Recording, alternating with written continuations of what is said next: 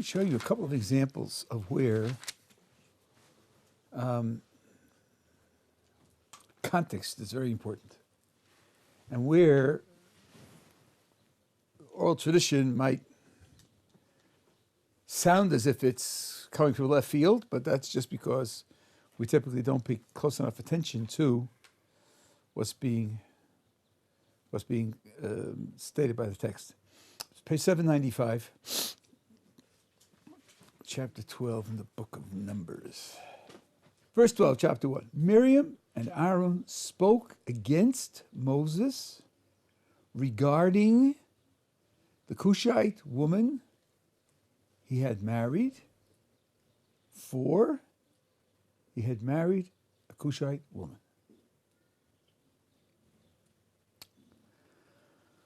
Okay, there are a lot of words there, and it should excite our suspicion. Maybe something's going on to say the same thing twice, and so on and so on.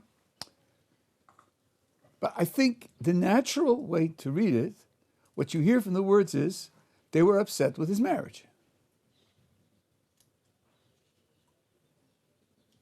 Take a look at the oral tradition, and you get a very different story. The oral tradition says that Moses separated from his wife, and they were upset with the fact that he separated from her.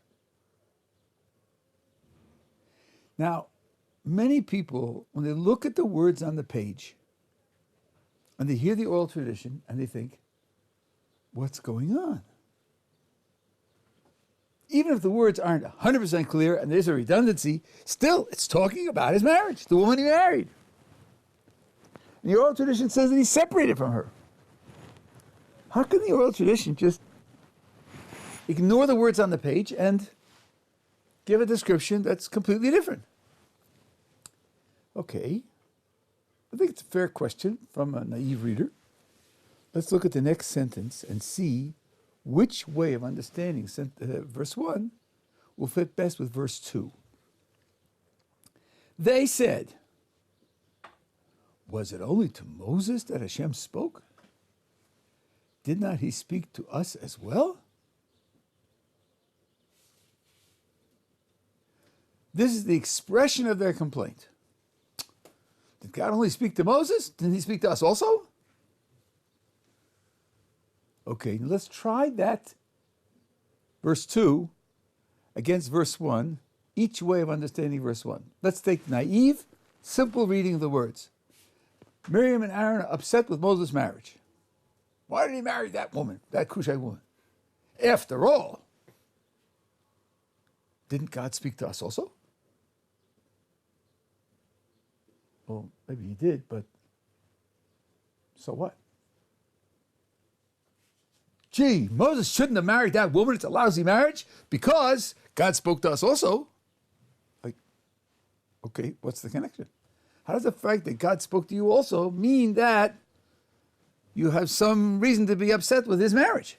Unless Miriam and Aaron both wanted to marry a Cushite woman and there weren't any Cushite women available and he got away with it, or I mean, it's just absurd. There's no connection there at all. Now let's try with this, the oral tradition's understanding. Moses separated from his wife. Why did he do that? Does he think that because he's a prophet, he has to separate from his wife? Somehow being a prophet makes him extra holy, and because he's extra holy, he can't have a normal married life? Well, look, God spoke to us also, and we didn't separate from our spouses. So why does he think that he has to separate from his spouse? That makes sense. With that understanding of verse 1, verse 2 reads well as an explanation of their complaint in verse 1.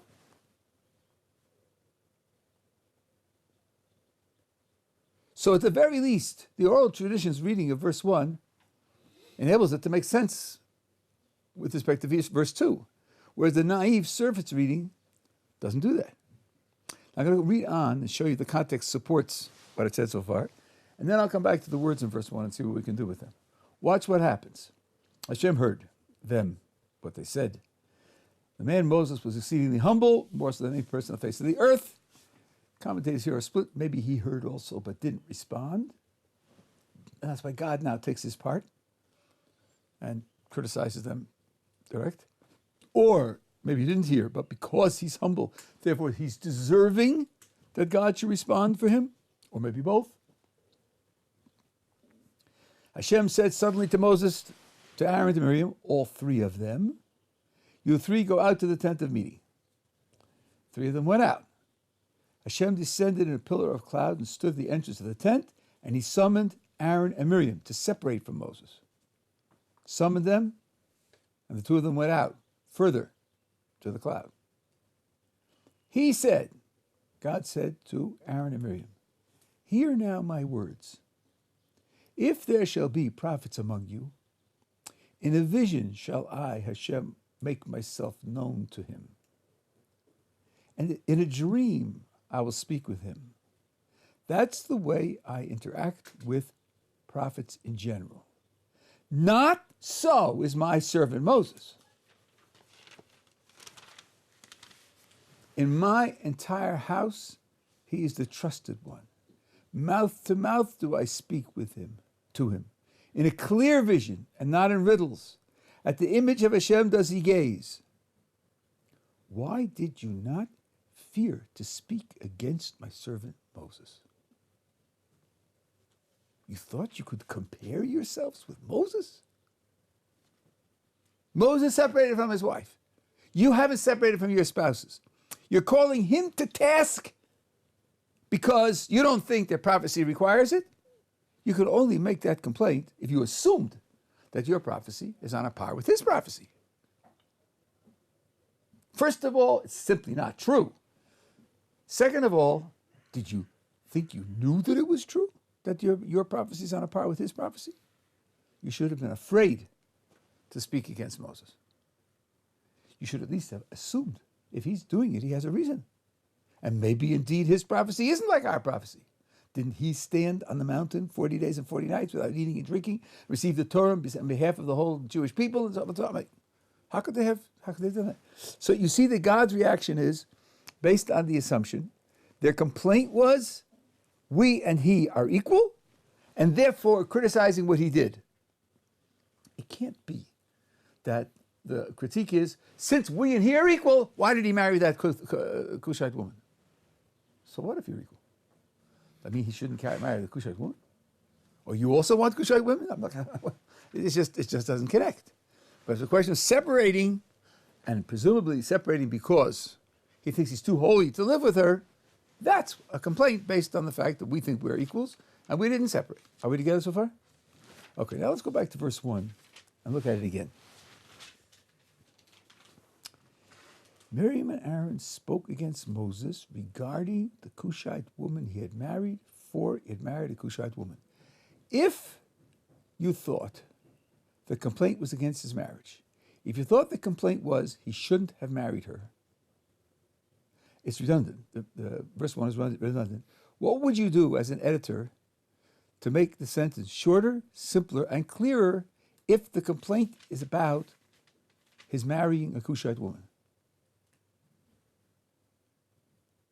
Yeah. Say regarding the Cushite woman that he had married. I don't think so. And then just cut out the rest. Yes, cut that out. Yeah. Cut that out. It should have been Miriam and Aaron spoke against Moses, for he had married a Cushite woman. Mm-hmm. That would have been a complaint against the marriage. The middle phrase is very vague. They spoke against Moses regarding the Cushite woman he had married. What about her? What about him and her? Don't know. Just they spoke against him regarding that woman. That phrase leaves open a variety of interpretations, including regarding the woman whom he married, which he is now separated from, and she's, suffering because of that. That phrase leaves open the oral tradition's explanation. And it comes first. So maybe for he married a Cushite woman is the addition, And it's an addition to satisfy a secondary thought. Now, we have a principle in understanding the Torah in a variety of places, where if you want to say something, you may say it using the opposite terminology to avoid certain types of implications or provocations.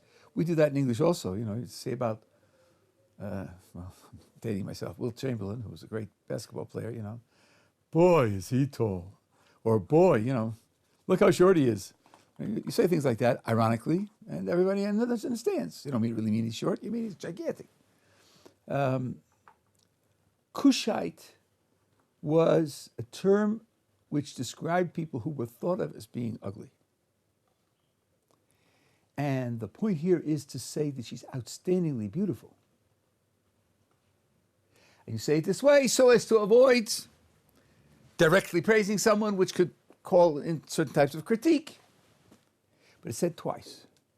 So commentators say what they're pointing out is this: Moses' wife, Zipporah, was outstanding. Both, she was beautiful both in her physical appearance and in her character. And they're stressing that because they're crafting their complaint. The complaint is you separated from her. Now, why did you separate? Well, let's think of your possible reasons. You think she's ugly? Impossible. She's beautiful. You have complaints about her character? Impossible. She has wonderful character.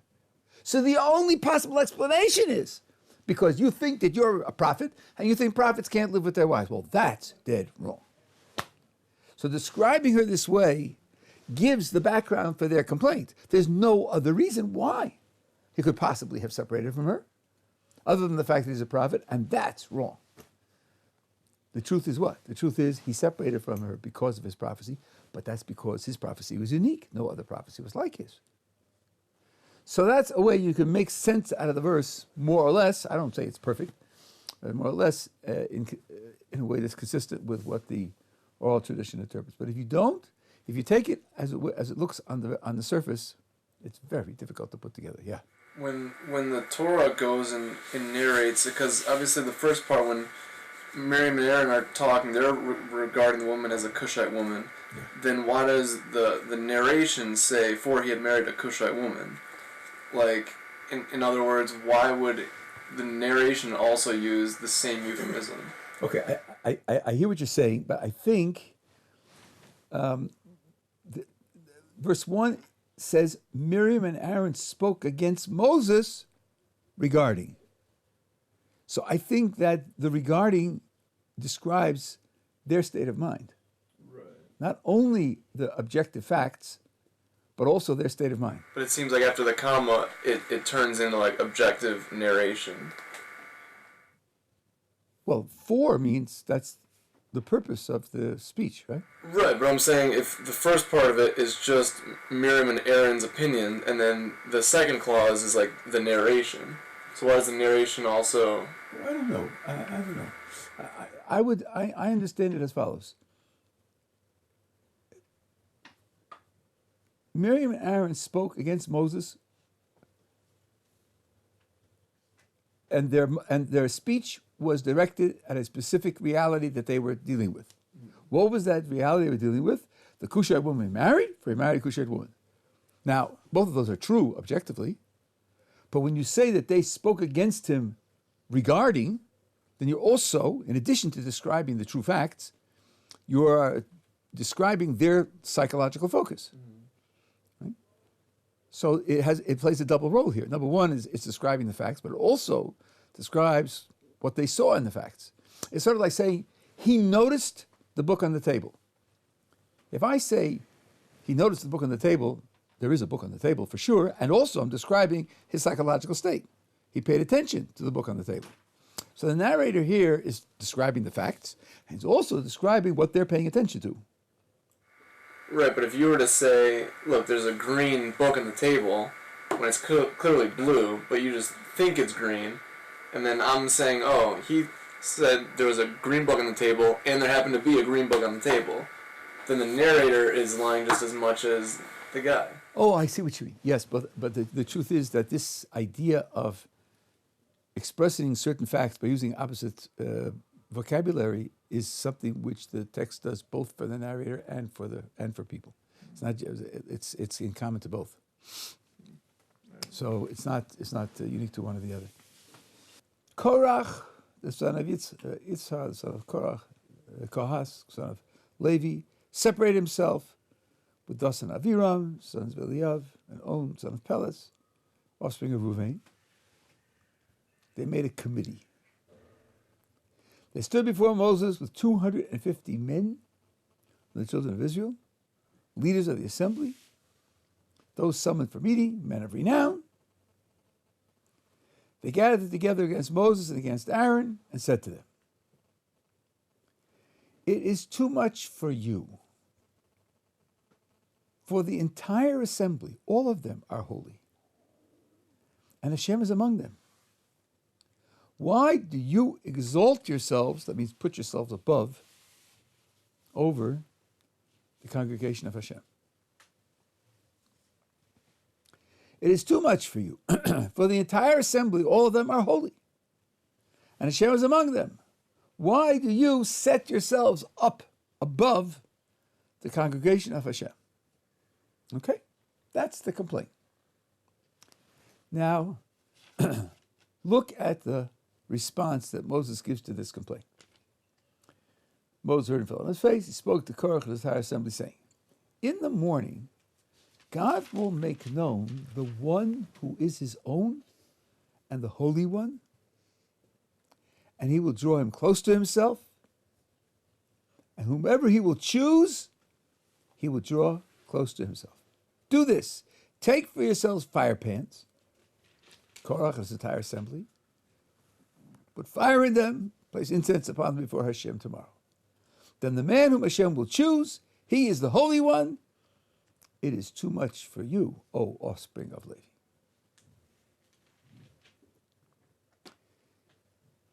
Can you hear how the answer is responded to is related to the challenge? What exactly is the challenge saying, and what is Moses responding to that challenge?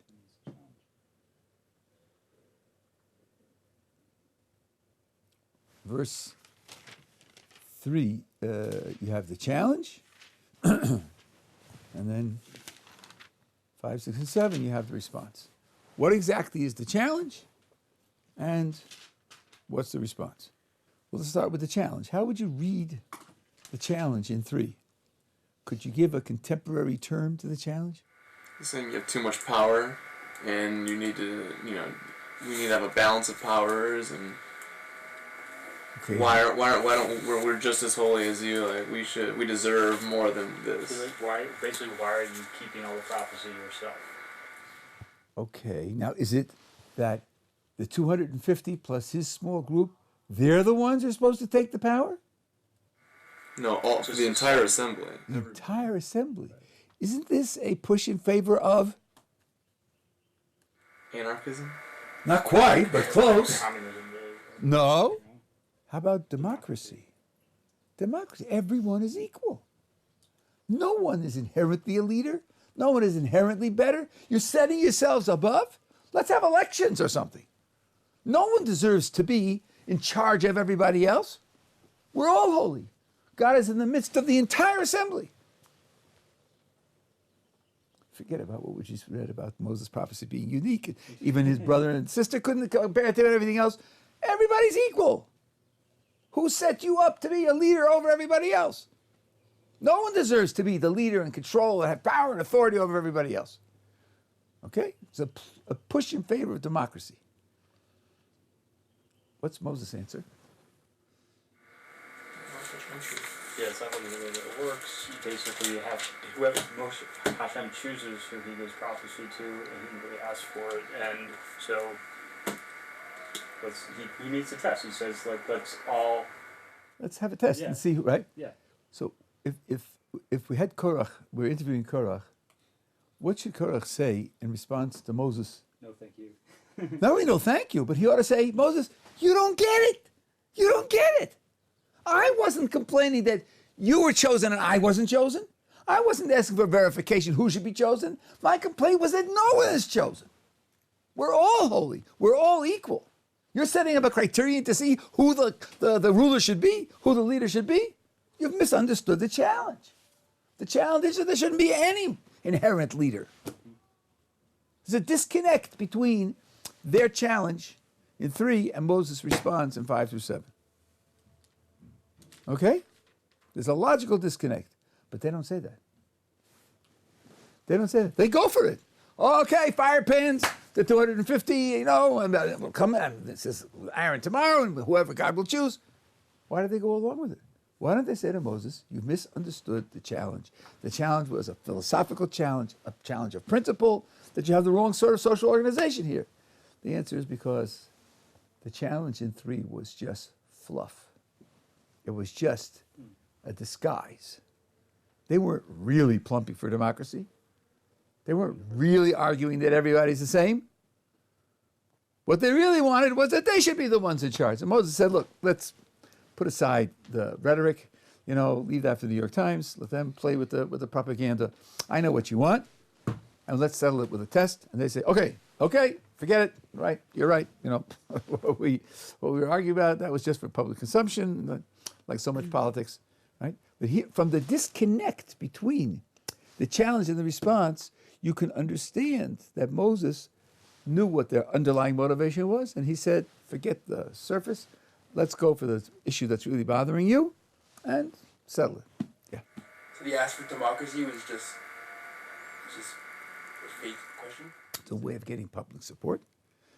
If somebody tells you you're as good as everybody else, so then everybody's happy to hear that. Right? And so he's representing the whole of the people against Moses, not himself against Moses. It paints the situation in terms which are favorable to his complaint. So what does it say about democracy?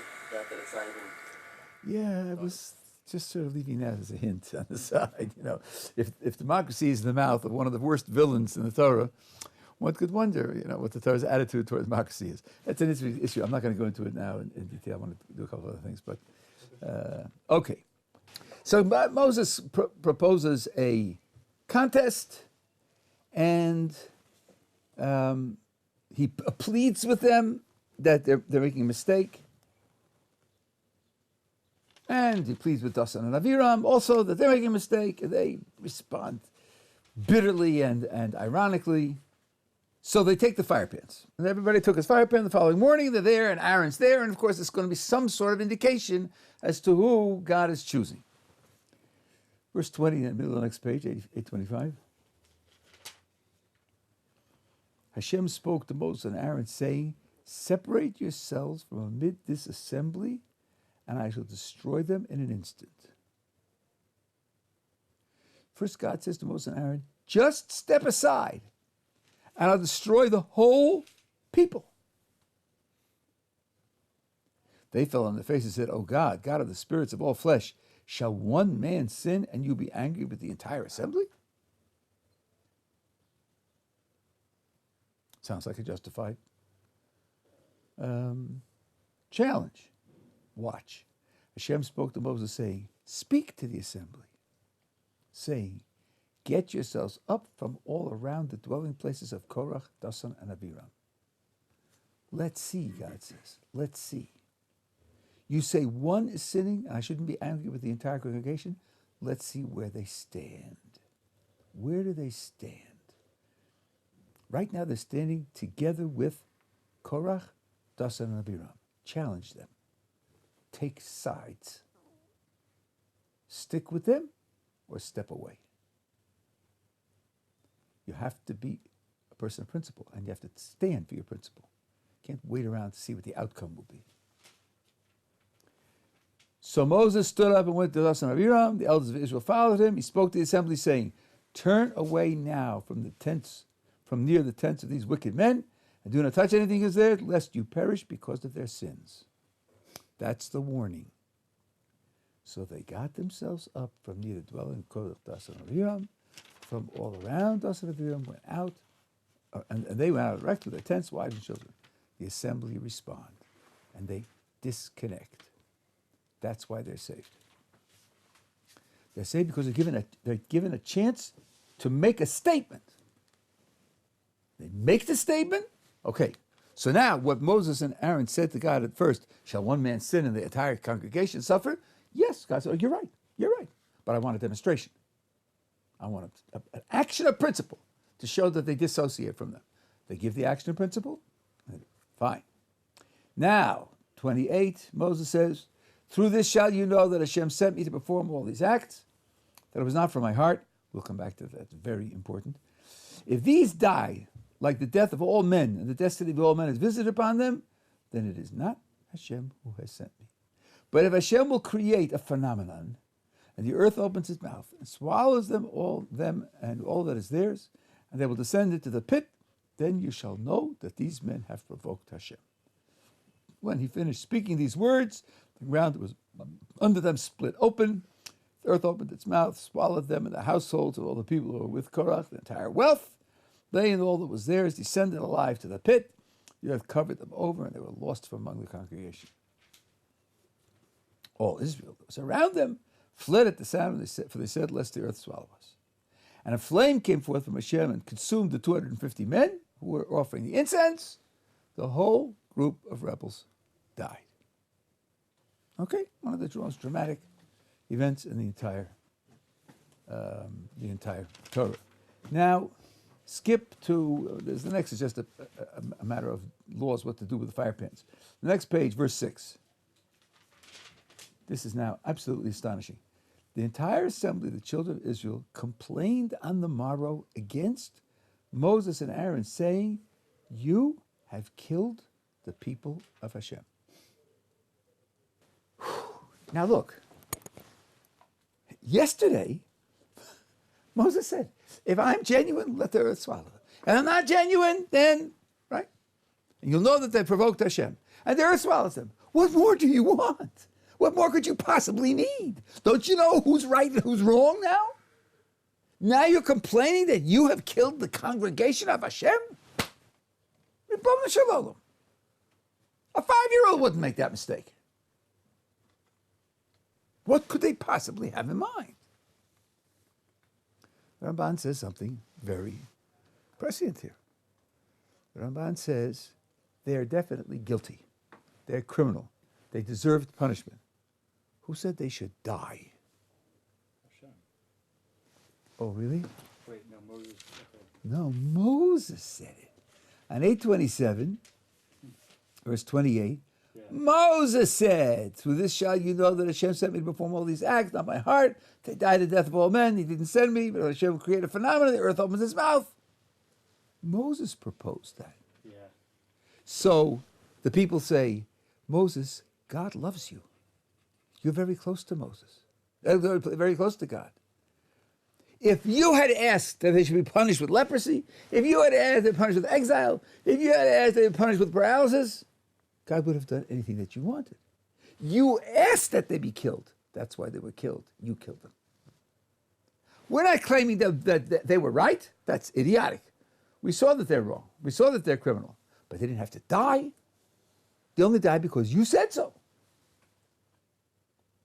Okay? Together so far? Fine. Now let's back up a step. The complaint under the surface, Korah, Dasan Aviram, the 250, Korah, because of his familial relations in the tribe of Levites, felt that he had more right to be the high priest than Aaron. That was what really was motivating him. That's where the fire pans came from, because it's Aaron who offers the fire pan. And he phrased his complaint for public consumption in terms of democracy, but that's really what was motivating him. So let's go back and think about that. He's complaining that Moses shouldn't be high priest. Now, what does he think? That Moses, let's try that again. He's complaining that Aaron shouldn't be high priest. That's what he's complaining about. How did Aaron get to be high priest? Moses said so. So now, where did Moses get it from? Is Korah saying that Moses made it up? Invented it just to put his brother in? I suppose you could conceivably say that, but it's a very questionable complaint against Moses. No. what you do is use the Ramban's idea another time and say, Korah's complaint was, of course God told you to make your brother high priest. No question about it. But why? Why did God tell you to make him high priest? Because you wanted it. You wanted it. And God loves you. You're very close to God. And he made your brother high priest only because you wanted it. If you hadn't wanted it, then God would have chosen the best person, who just happens to be me. But because you wanted it, I got skipped over. That was his claim. Okay? Now, look at Moses' words when he suggests that if they're wrong, they should die. 28 again, on 8:27. Watch now that a certain redundancy comes and answers this beautifully. Through this shall you know that Hashem has sent me to perform all these acts, that it was not from my heart. That's not redundant. Number one, he sent me to perform all these acts, including appointing my brother as high priest. And not only did Hashem send me to do it, but it wasn't from my heart at all. It wasn't my heart that God took into account in deciding to tell me to do it. My heart had nothing to do with it. Moses is making a double defense here. You can't complain that I invented it, and you can't complain that God told it to me because I wanted it. Neither of those is true. He's saying explicitly that that's what the demonstration should show. So if that's what the demonstration shows when they die, on the next day, when the people say, well, Moses, they only died because you wanted it, they are criminal because they should have realized from the previous day that it isn't Moses' heart that makes it happen. Moses doesn't function like that. Moses is totally transparent. He's like a transparent lens through which all the data is transmitted without any distortion. He has no will of his own for what should happen. So that's the point up there. Are we together so far? Mm-hmm. Now, Maimonides in the Mishnah Torah, in the Laws of Fundamentals of Torah, chapter 8, talks about the uniqueness of Moses' prophecy, why it's unique, and how it was established to be unique. And he says, a person who does miracles does not thereby qualify as a prophet. A person who does miracles, it may be that God loves him and God is close to him. Doesn't follow that God speaks to him. God speaking to a person is a different type of fact. And the fact that someone does miracles is not a proof of God speaking to him. The only proof that we had that God spoke to Moses is that we heard God speaking to Moses. We heard it directly. We witnessed it directly. That, by the way, is an explicit verse in the Torah. This is before the revelation at Sinai. Hashem said to Moses, behold, I come to you in the thickness of the cloud, so that the people will hear as I speak to you. The entire people will hear me speaking to you, and they will believe in you forever. And the also, Maimonides says, the reason why we believe in Moses forever, we're standing 3,300 plus years from that time. And there's still a group of people who believe that God spoke to them is because we heard it ourselves. Not because of miracles. Miracles could never have produced that kind of conviction. Conviction based on miracles dies out after a while.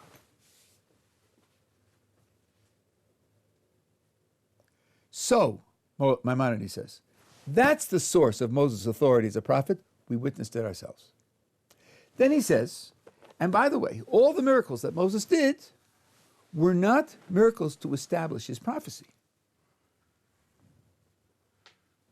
They were miracles for the sake of various things that needed to be done. He split the sea to save them from the Egyptians, and he gave them manna to eat. And here, he says, also, it was not done in order to establish his prophecy. I read that, and I thought, golly, the verses here, don't sound like that. And Maimonides explicitly mentions this case. Look what it says again. If these people, 29, if these die like the death of all men, the death of all men is out, then it is not Hashem who has sent me. If Hashem will create the phenomenon, then you should always be able to provoke Hashem. That sounds like this phenomenon, they're dying miraculously, verifies that I'm a prophet. But it's not true. Because Korah's whole challenge was only who shall be the high priest.